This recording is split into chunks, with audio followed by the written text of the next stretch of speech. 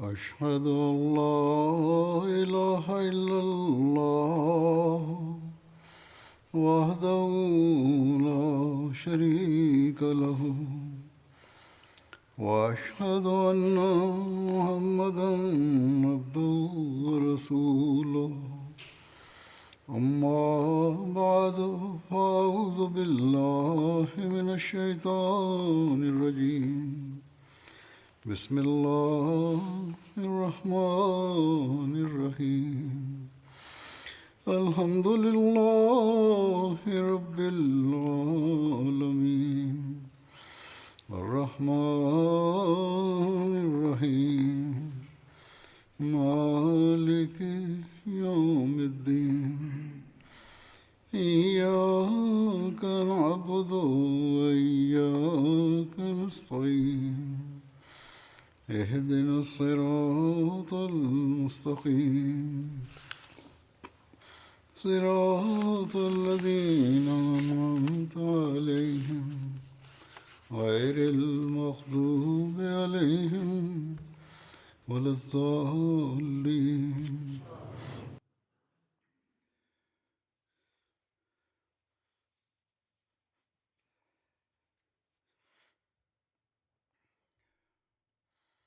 जैसा कि मैंने गुज़श्ता खुद में बताया था कि बाद साहबा का जिक्र का कुछ हिस्सा रह गया है.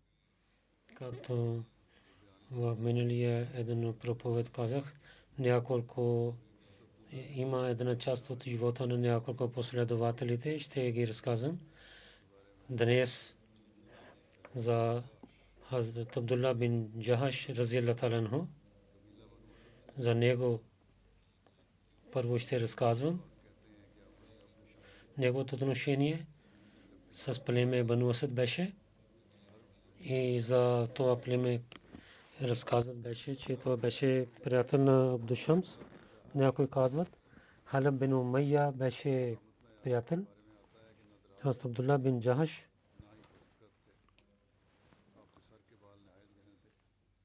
за него разказват, че той беше висок, нито нисък и той имаше гъста коса. На една битка той беше емир. Пророк саллаллаху алейхи ва саллям каза, че той беше трудолюбив и нямаше страх и имаше кураж. Саад бин Аби Вакас каза, че пророк саллаллаху алейхи ва саллям каза, ще правя глава на такъв човек, който не е по-добър от вас, но той има по-търпелив за яжда и за глад, по-силен от вас. И за Абдулла бин Джахаш между Мека и Таиф към долина Бата отидохме и имахме успех и отмъщение, което имахме след битката. Това пише, че от тази битка имущество, което имаха, то първото имущество има, което мусулманите имаха. Абдулла бин Джахаш на това отмъщение раздели в 5 части и раздели то е 4 и раздава 4 и една част остави за Бейтул Мал и това беше първия хумс, който в исляма беше. Имам Шафи каза, в исляма най-първо знамето Абдулла бин Джахаш започва и първото имущество след битката, което Хазрат Абдулла бин Джахаш взе и това раздаваха. Хазрат Мирза Башир Ахмад Сахиб в книгата Сират Хатмун Набийин пише, че Курс бин Джабър, той беше глава в Мека, който с курешите на долината на Медина, който от града само 3 мили беше и напада там. И това другата битка и от мусулманите взе той камилите. Веднъж това нападение мусулманите имаха страх и главите на курешите казаха преди това, че ние нападайки на Медина ще унищожаваме на мусулманите. Мусулманите много притесняваха и пророк саллаллаху алейхи ва саллям, гледайки тези неща, иска, че отблизо да знае за курешите и веднага да има новини от курешите и да пази Медина от такива веднъж нападения. Преди което разказах, за това каза пророк саллаллаху алейхи ва саллям,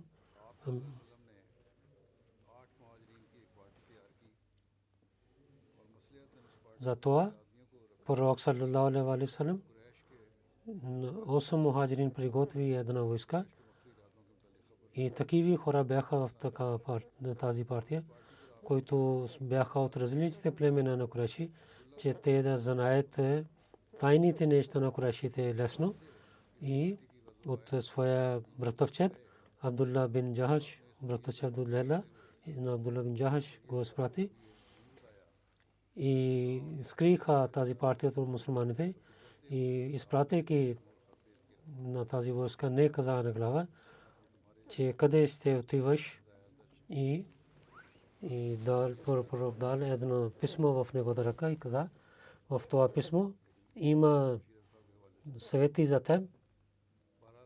Преди разказах това нещо, но Мирза Бишар Сахиб не разказах за него. Той пише, когато пророк саллаллаху алейхи ва саллям каза на тях, когато 2 дни ще пътувате от Медина, тогава отваряйки това писмо да гледате светите, Абдулла и неговите приятели заповед на своя пророк саллаллаху алейхи ва саллям отидоха, пътувайки след 2 дни. Абдулла, както пророк саллаллаху алейхи ва саллям каза, отвори писмото, там пишеше тези думи: Макка и между Таиф отивай в долината Нахла и да знаеш тайните неща на Курайшите и дай тези новини на нас. До близо Мека беше тази много внимателна работа. Пророк се пише в писмото в тази мисия. След знаейки тази мисия, ако някой приятел, ако не иска да влиза и да иска да се върне и позволи на него той да се върне. Абдулла каза на своите приятели и всичките съседи каза, че ние сме готови да почнем. Тази група отиде към Нахла по пътя.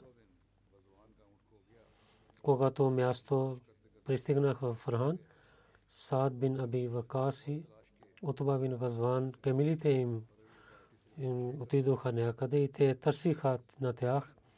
Въпреки много търсиха, те не намериха тези камили и те бяха само 6 хора.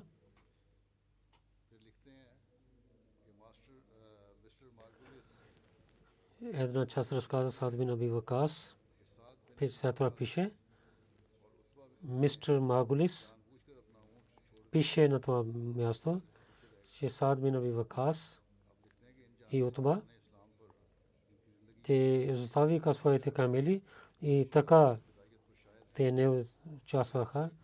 Мирза Бишар пише, че тези хора, които дадоха живота си в Исляма, всяка секунда, представи, Газва Бере Мемуна и една група беше мъченик и другите участваха в другите битки и победиха Ирака.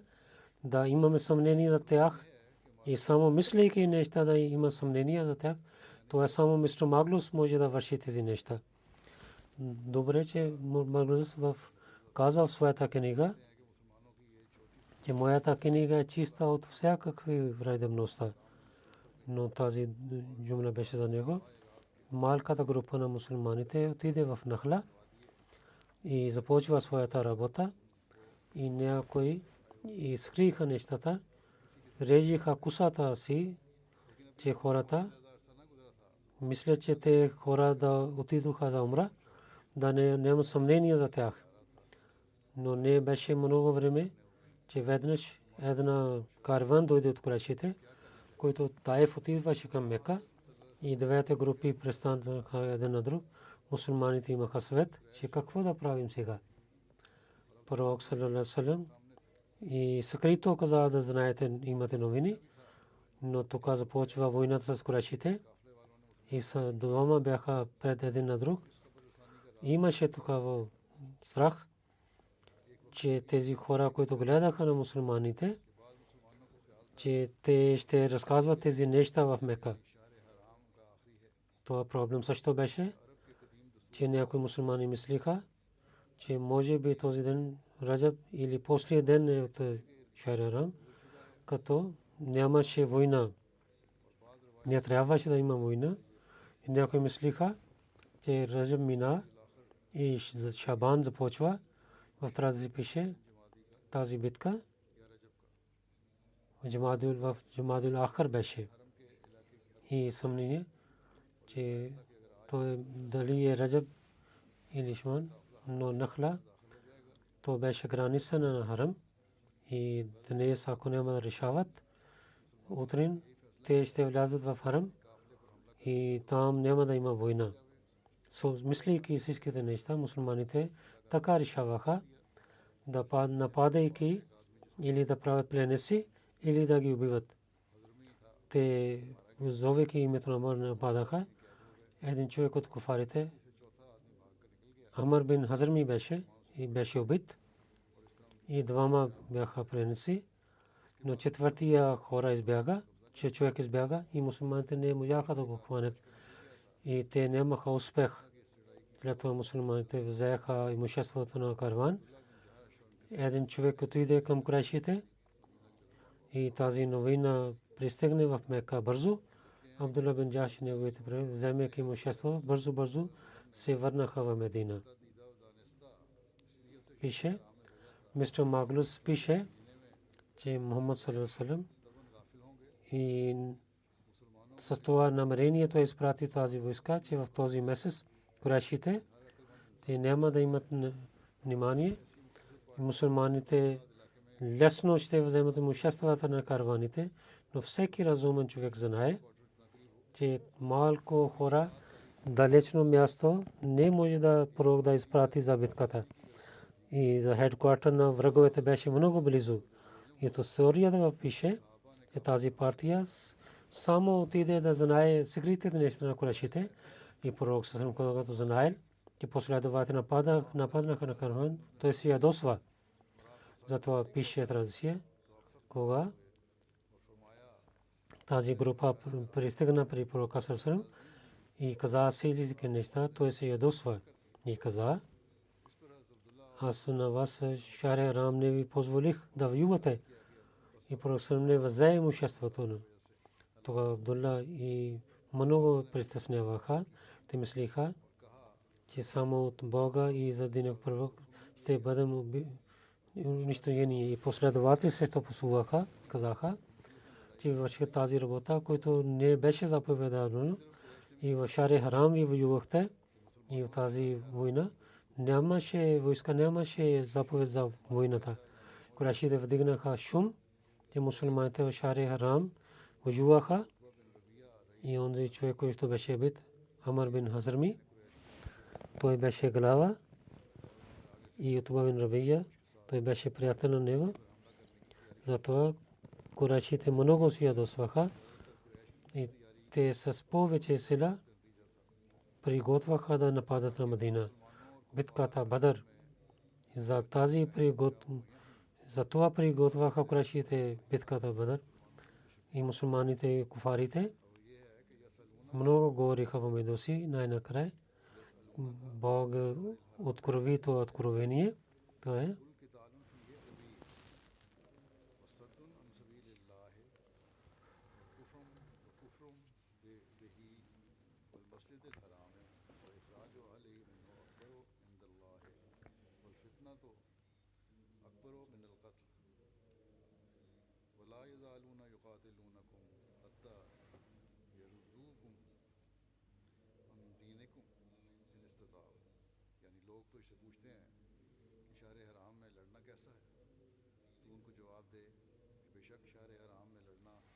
хората питат теб битката в Шахр Харам как е?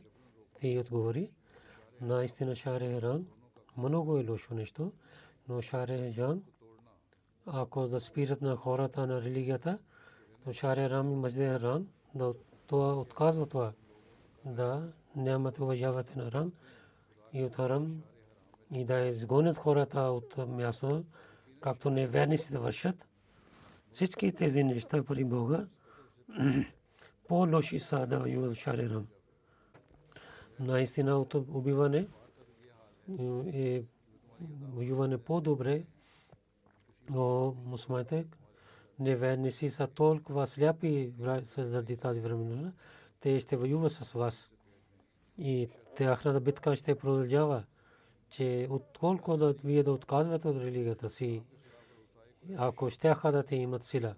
В историята пише срещу исляма, главите на Курайшите в Ашур Харам те приготвяха и Ашур Хурум и събрания и пътувайки, имайки полза.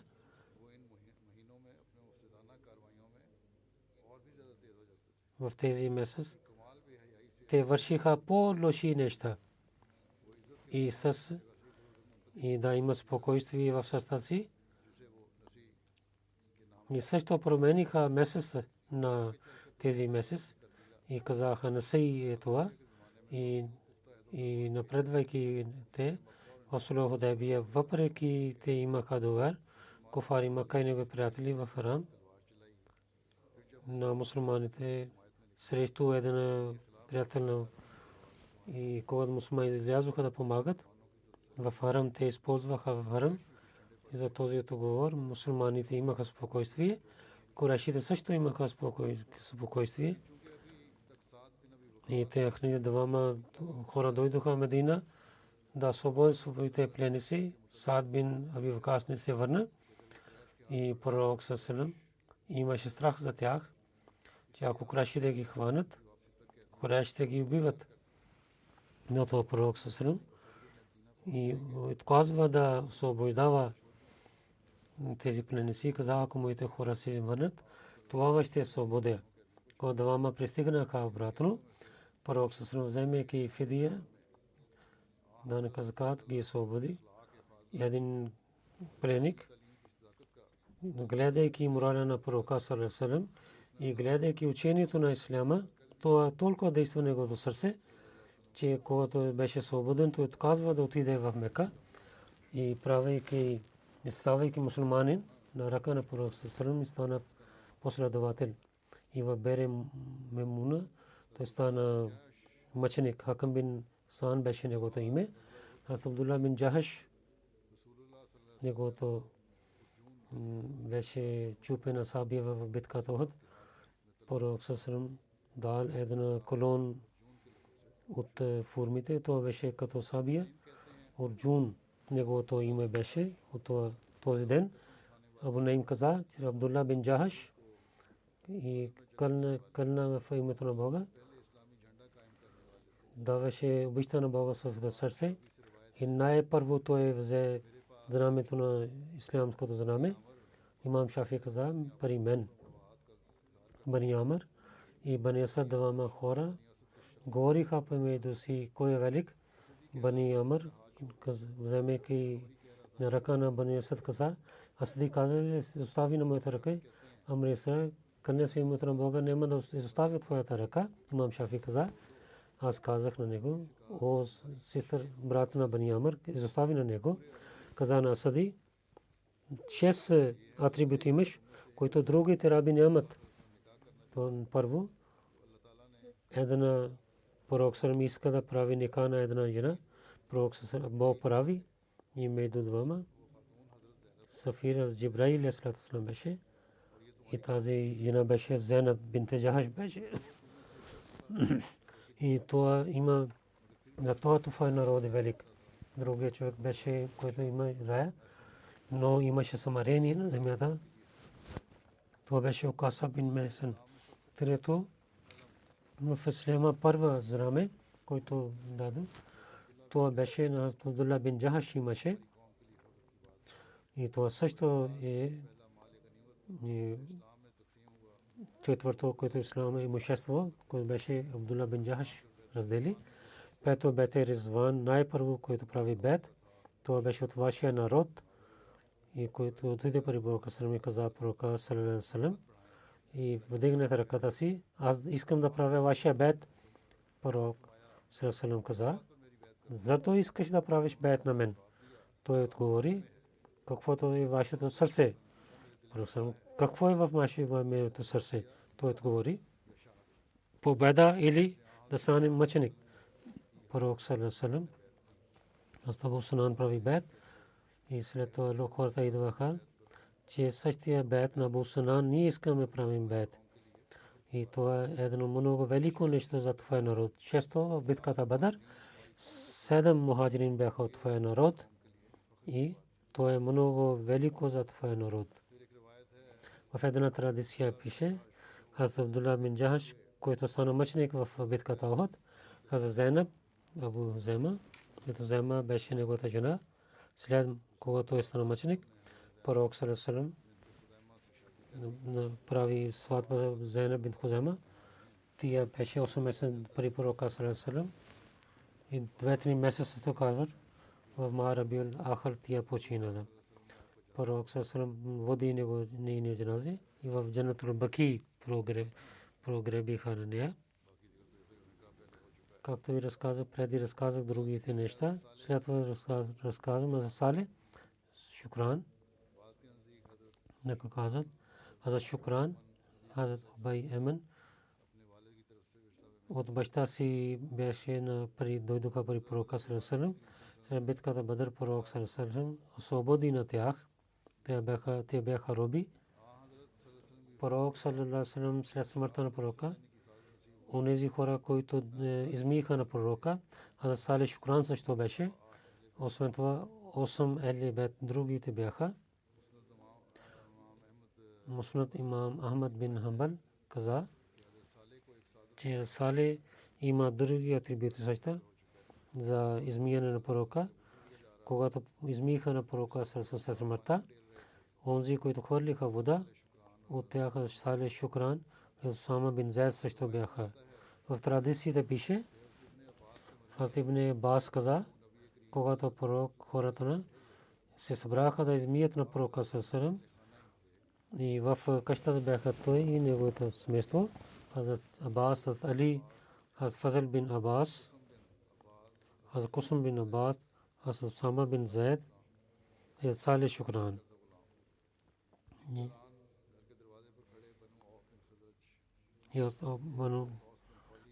Хазбин Холи Ансари, който участва в битката Бедър, той каза на Хазрат Али, о Али, и кълне се името на Бога, че за пророка съм да даде част на нас. Хазрат Али каза, влизайте вътре. Те също влязоха вътре и измиха на пророка съм заедно, но той не участва в това. Хазрат Али и дал помага със своите гърди на пророка салам и неговата риза беше на неговото тяло. И Аббас, Фазл и Кусум и бяха с Али разияллаху анху. Усама и Сале Шукран сложиха вода и Али измиеше на пророка салам. Алама Балазри каза, Хазрат Умар на Шукран, неговото Хазрат Абдурман Шукран към Хазрат Муса Ашари изпрати и пише, че един добър човек, Абдурман бин Сале Шукран, който беше свободен, на него изпратя пророк саллаллаху алейхи ва саллям, негова баща, гледайки една беше традиция. Имам Бави каза, че Шукран живееше в Медина и неговата къща беше една къща в Бесра. По времето на Умар той почина. В неговото семейство последният човек по времето на Харун Рашид в Медина почина. И така Басра, неговото един човек живееше, Мусаб каза, и той има потомство или не знае. Сале Шукран каза, аз на пророка саллалаху алейхи ва саллям гледах, че той отиваше към Хайбар на едно магаре. Той се молеше, сядайки се молеше, че това също разказва, може да се молят на пътувайки или не. Аз Малик бин Букшум, той е непоследовател и ще разказвам за него една част. За него пише Малик бин Духшум, Малик бин Духашим и Ибн Духшум също разказват. Баща му Духшум, Мързаха беше Духшум, Малик бин Духшум и Мързаха също разказват. Майка Умера бинте Саад беше, Малик Джамила бинте Убай бинте Сулул беше, който Рейсул Мунафикин беше сестра му, сестра на Абдулла бин Аби Сулейл. Когато Суайб бин Амр стана пленник, аз Малик така каза поима,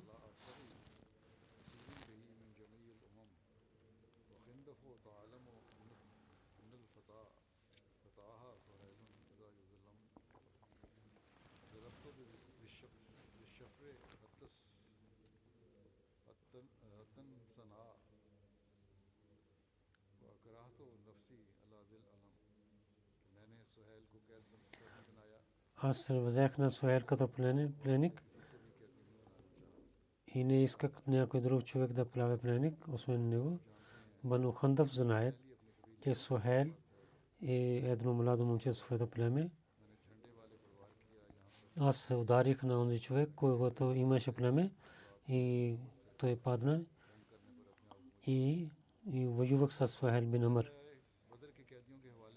И за пленниците на битката Бадър Аздул Габа пише, че Абу Сале ибн Бас каза, Абу Юсър, Малик бин Духшум, Офи и Тарик бин Убайд Ансари при пророка саллаллаху алейхи ва саллям дойдоха и казаха, че о нашия пророк саллаллаху алейхи ва саллям, вие каза, пророк саллаллаху алейхи ва саллям каза, който ще убива на някой човек в тази битка, той толкова ще вземе, И ние убивахме на 70 хора и пленник на 70 хора и Саад бин Муаз каза, че нашия пророк саллаллаху алейхи ва саллям, ние също може да правим такива хора. Ние не вършихме така, защото ние пазихме на мусулманите отзад. Малко хора са и ако толкова ще даде на тези хора, колкото вие обещахте, някои хора няма да имат нищо. Затова тези хора говориха по това време. Бог открови това откровение.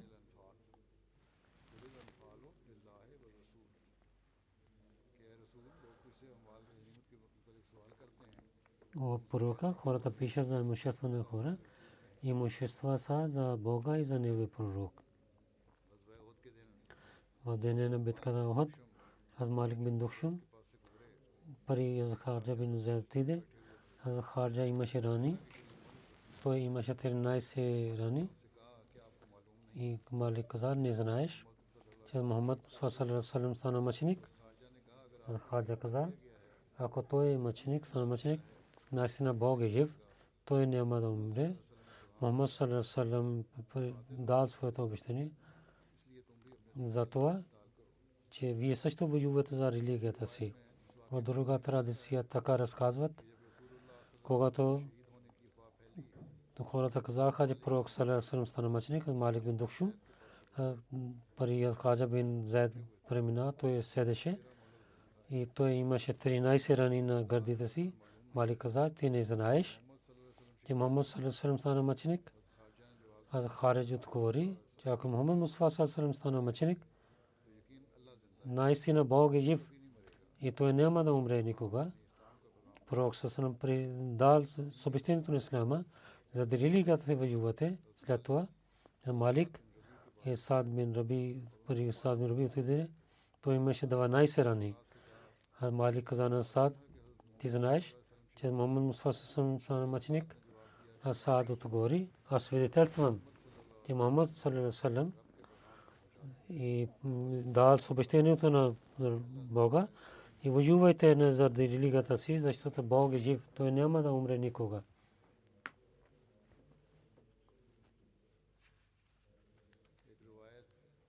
Една традиция пише, някои хора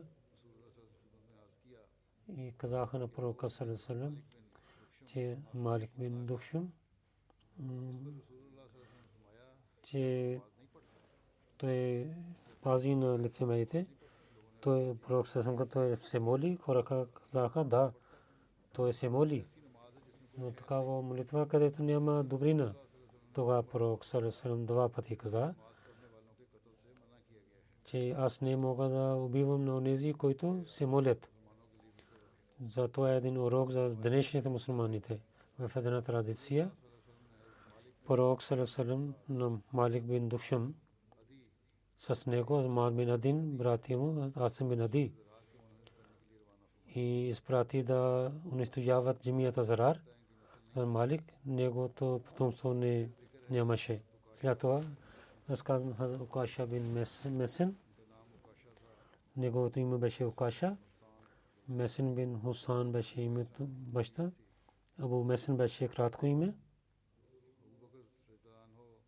Абу Бакр разилата анху по неговото време 12 хиджри той почина. Имам Шаби и така хвали на Укаша. Един човек беше, който имаше рая, но с самирини вървеше на земя. Това беше Укаша бин Месен. В 2 хиджри след битката Бадър пророк саллаллаху алейхи Абдулла бин Джахаш изпрати на една войска. В тази битка Укаша бин Месен също участвал. В книга Сиртел беше в деня на битката пророк саллаллаху алейхи постоянно и хвърляше лъки, стреляше.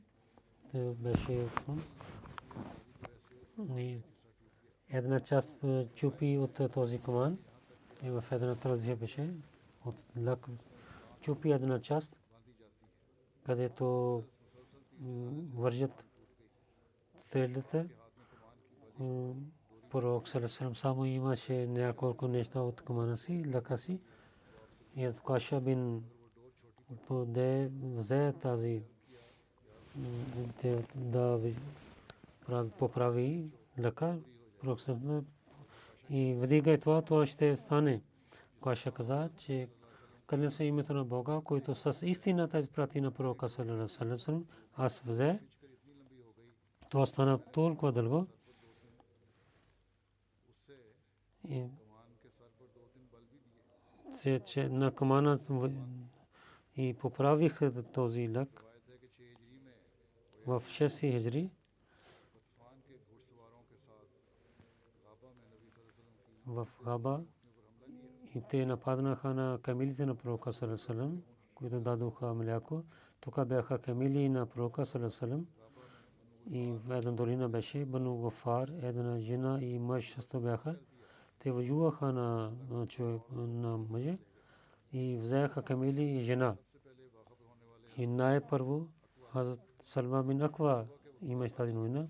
Сутрин той излиза за Габа и с него Тала бин Убайдулла, негова роб, и коне имаше. Когато пристигнаха Саниятул Вида, те гледаха на няколко коне и те качиха на сала и викаха за помощ на другите хора. И тези хора, те много бързо отидоха тези нападателите и стрелиха на тях. Когато хората се обърнаха към тях, Салма пак се връщаше. Когато имаше, той пак стреляше към тези хора. Когато пророк саллаллаху алейхи ва саллям имаше тази новина, той също в Медина зови, че сега много е трудно. Хората дойдоха при пророка саллаллаху алейхи ва саллям. От тези хора Укаша бин Месен и другите последователи бяха. В тази битка Укаша бин Месен Убар и неговия син Абан бин Убар взеха. Те бяха на една камила с кокаша и с едно копие убива на двама и няколко камили той се върна обратно. След това Харджа бин Зайд и кратко име беше Абу Зайд. В една традиция пише Муаз бин Джабал, Асад бин Муаз и Харджа бин Зайд учиха, питаха няколко неща от Тора и тези учени хора отказваха и скриха истината. И тогава този стих дойде от Бога.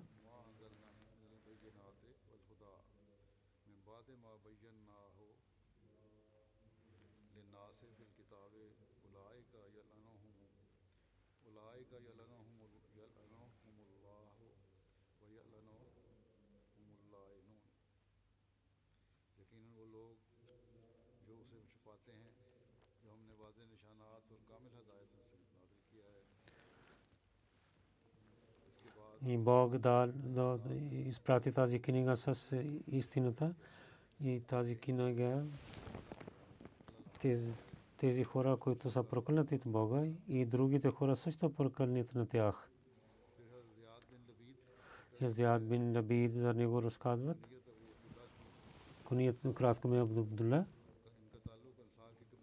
Той беше от Ансар, Хазрач, Бану племе Бану Яда беше.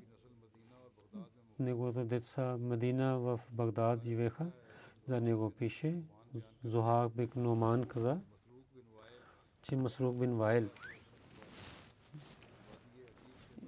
и от битка Вади Акик беше и долината. Там мястото се разказва Акик и тази долина от запада на Медина има и по времето на пророка саллаллаху алейхи ва саллям и на шосе това мястото Акик и на шосе преминаваше това шосе от Медина към Мека.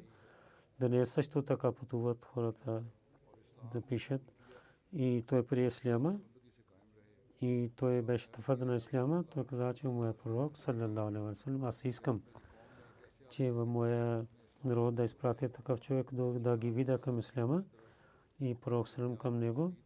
Хазрат Зияд бин Лабид Ансари изпрати. Зияд в 40 хиджри по времето на Мавия той почина и брани каза Зияд Куфа в Куа живеше и Муслим ибн Бан каза той в Сирия живеше. Ибн Бан каза, че той беше от великите последователи. Зияд бин Лабид каза, че пророк саллаллаху алейхи ва саллям каза нещо за него, каза и това ще стане, когато няма знания. Разказва пророк, как знанията ще изчезва. И ние рецитираме Корана и нашите деца рецитират. И нашите деца, техни деца до края на света ще ги учат.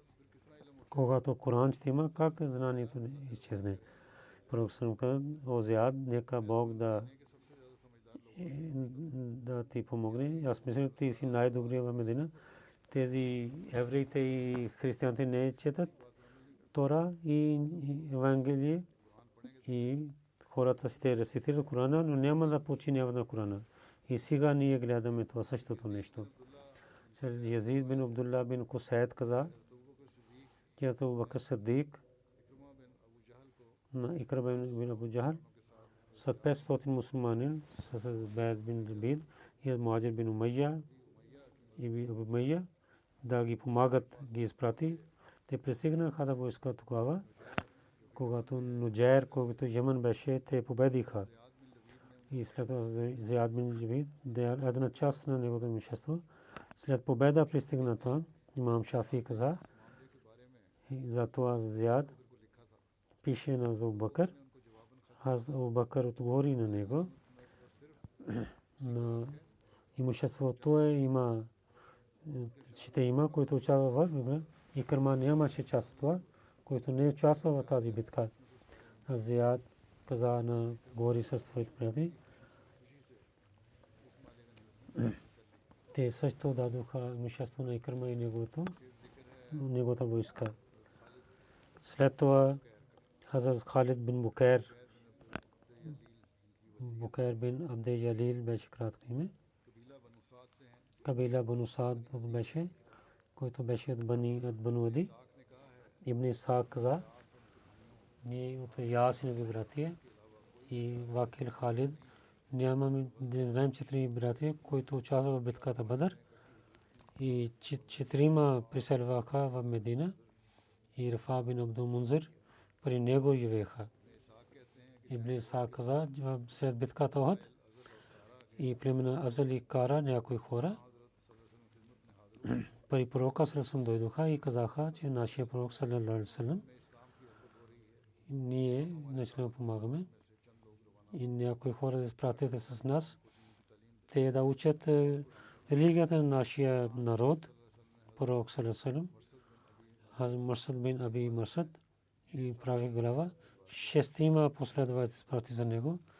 Хазрат Халид бин Букайр също беше от тях. На тези хора те също с измама убиваха Хазрат Амар бин Ясир, ще разказвам за него. Кратко име. Абу Якзан беше. За него Муслим Ауд разилата на пише в историята, вземайки тези. Един път пророк саллаллаху алейхи ва саллям и до роба Амар преминава и той плачеше и имаше сълзи. Пророк саллаллаху каза, Амар, какво стана с теб? Амар каза, о пророк на Бога, много лошо стана. Те хората биеха на мен и много проблеми дадоха и не ми изоставиха, от когато от устата ми не излязоха думите. Пророк саллаллаху пита, но в сърцето си какво имаше? Амар каза, в сърцето, че имаше вяра. От устата говорих, но в сърцето имаше вяра. Ако сърцето беше на вярата, тогава Бог ще ти прощава. Амар бин Ясир за преселване Хабша има разногласия, дали той прави преселил някой хора. Хиджрата Хабша Сания той беше в това преселване. По времето на хилафа на Усман, бунтовниците, които имаха, халифа Сани каза, много хора такива лоши дигнаха шум и последователите също имаха тези писма, където посуваха на гувернерите. Те каза на Усман, те не знаете какво става извън. Той каза, че тези рапорти, които идват, има мир, последователи. Ние имаме такива писма от извън. Трябва да вземаме, да гледаме те. Хазрат Усман взе съвет, че как да вземе тези неща. И Усама бин Зайд към Басра, Мухаммад бин Муслим към Куфа, Абдулла бин Умар към Сирия, Амар бин Ясир към Египта изпрати да вземат да наистина главите са строги с хората и не им дават правата. И също изпрати другите хора на другите градове. Тези хора отидоха и се върнаха, те рапорт дадоха. Там има мир и мусулман са свободно живеят. И те имат права там. И властта има справедливостта отнася към хората. От Амар нямаше репорт. Толкова късно дойде, че хората мислеха, че той е убит. Но истина беше, той не знаеше за политиката. Той отиде към тези лоши хора, които бяха ученици на Абдулла бин Саба. Дета Абдулла бин Саба беше. Той знаеше, че ако тази комисия ще даде има мир в държава, всичките хора ще станат против нас. Това така веднъж беше изпратиха. Той не може да прави повече, но за Египта той прави нещата.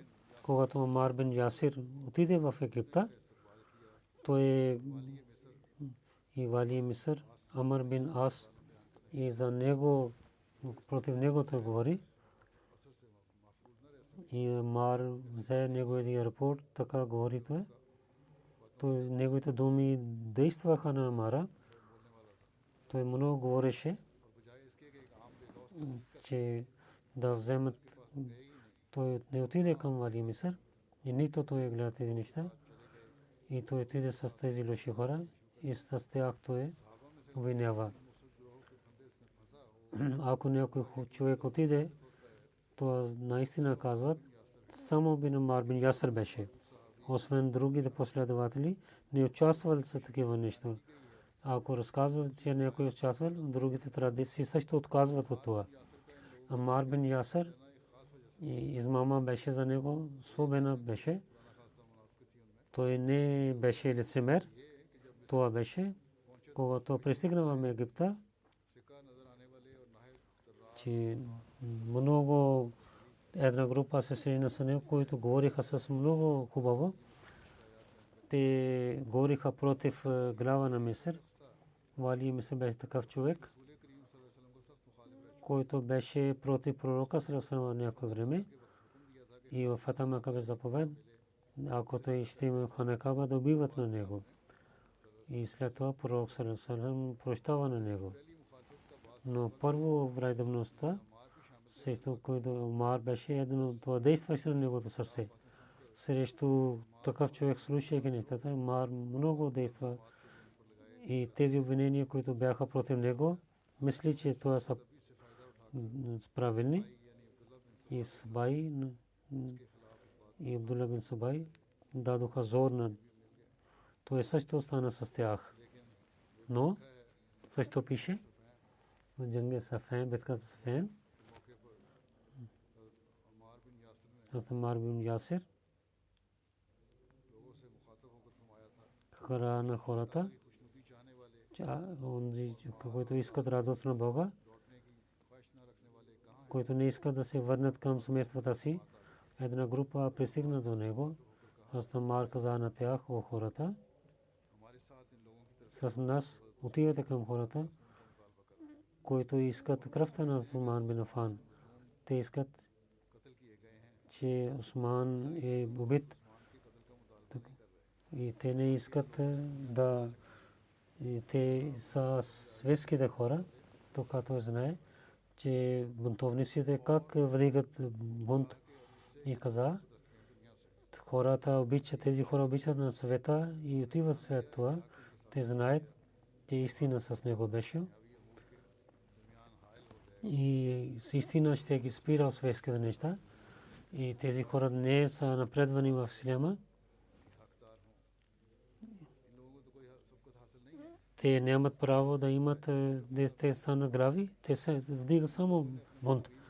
Тези хора измамят на своите хора, че нашия имам беше убит, че те да имат сила в света и те имат толкова сила за това, както вие гледате. Ако тези хора искат отмъщение на Усман, нямаше никой да вярва на тях. Казаваме Бог, ако ще помагаш на нас, както винаги помагаш, ако ще те успех, те дадоха новите неща и да наказва на тях заради техните дела. Мухаммад бин Амар каза в битката Сафин, много силна битка беше и близо беше, че двете групи да бъдат убити. Муавия каза в този ден и араб ще бъдат убити, освен че Амар бин Ясир да помага. Ако Амар беше убит, в 3 дни беше много силна битка. Третия ден Амар на Хашим бин Утба бин Вакас, той имаше знаме, каза, че моя баща и майка да живота, вземи на мен със себе си. Хашим каза, Амар, че нека Бог да е с теб. Ти си таки, че аз вземам знаме това, че ще стана мъченик, ако ще съм слаб и пак ще бъда убит. Тоест беше с него, докато той той се язи с него. Амар стана във войската си. Зулкала срещу тях стана. Двама воюваха помежду си и бяха убити. Двете войски много бяха убити хора.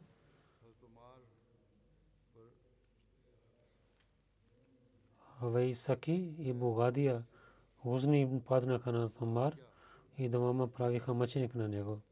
Питаха на Бугадия: ти как убиваш на Амара? Той каза: когато той приближава до нас и ние приближихме до тях, той иска някой ще воюва с мен. Казах: едно племе, един човек излиза. Двама воюваха, а сам убива на Саксаки. Каза: сега кой иска да излиза срещу мен? Амир от едно племе от Йемен, един човек излиза. Двама воюваха. Амар също убива на Хамяри. Хамяри нарани на него. Каза: сега кой излиза срещу мен? Аз излязох срещу него. Каза: ние воювахме помежду си. Неговата ръка беше слаба. Аз бързо ударих на него. Той падна долу и така ударих на него, че той умира там. Когато Амар стана мъченик, Али каза: мусулманите, онзи човек, който не мисли, че той не беше велик човек и той няма болка от това, че той не е на правия път.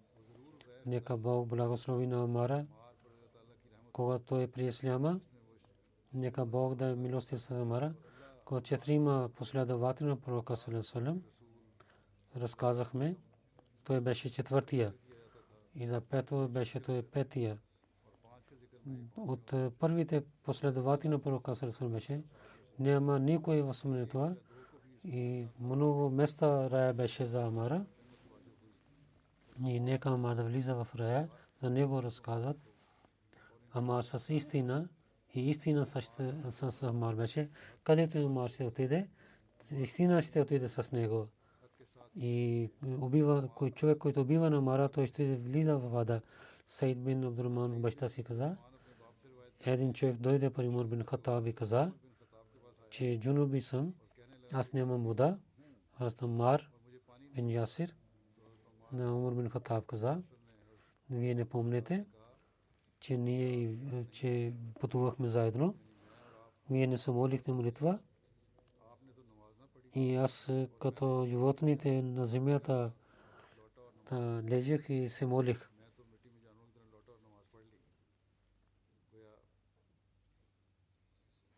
Че вода нямаше. Така правих. Таямум правих.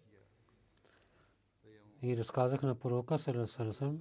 Тогава пророк саллаллаху алейхи ва саллям каза, че толкова достатъчно беше. Той и хвали с двете ръка на докосва на земята и на лицето си и на ръцете си той докосва помежду си. Абу Вайл каза, че Амар и дал проповед и накратко и много хубаво проповед беше, когато слиза от мембъра, че каза: Абу Ефзан, вие много хубаво говорите, но кратко говорихте. Защо не дълго говорихте? Той каза: аз слушах на от пророка саллаллаху алейхи ва саллям, че дълга молитва и кратко проповед е по-добре.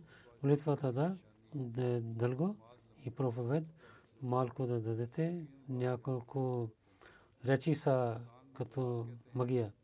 И гледах на Амара, той прави вузу и също сложи в правейки абдас своите пръсти в брада си. Аз казах на него, че защо правите така? Той отговори: защо направя така в Дахале?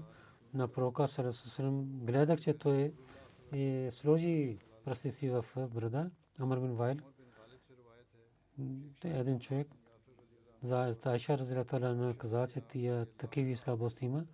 Той каза: ти си много лош човек, че ти даваш болка на жена на пророка саллаллаху алейхи ва саллям. И следващия път ще разказвам на няколко неща. Една много тъжна новина от Буркина Фасо. нашите 9 Ахмади станаха мъченици. Много болка има тази случка и на лилаhi раджиун и с много лошо и жестоко ги убиваха и беше изпитна тяхната вяра. Те бяха твърди, а не на всеки те правиха мъченик. И няколко неща се идват и на следващия петък ще ги разказвам надълго. Нека Бог да ги прощава, да е милостив с тях, да се молите положението там и терористите, които идваха, ако отворите джамията, пак ще идваме, пак ще нападем. Нека Бог да пази от лошотия на такива хора, на Ахмадите. И в следващата проповед ще разказвам дълго за тази тема, иншаллах таала.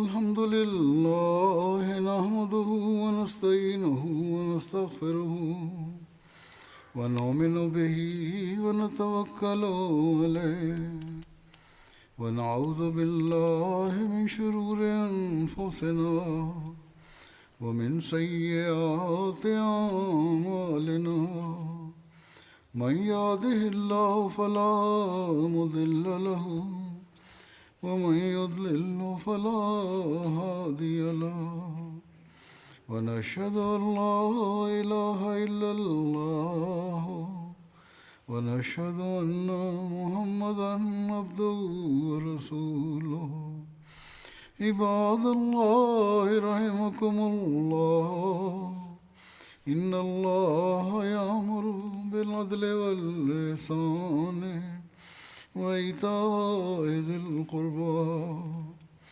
وينهى عن الفحشاء والمنكر والبغي يعظكم لعلكم تذكرون اذكروا الله يذكركم وادعوه يستجب لكم ولذكر الله أكبر.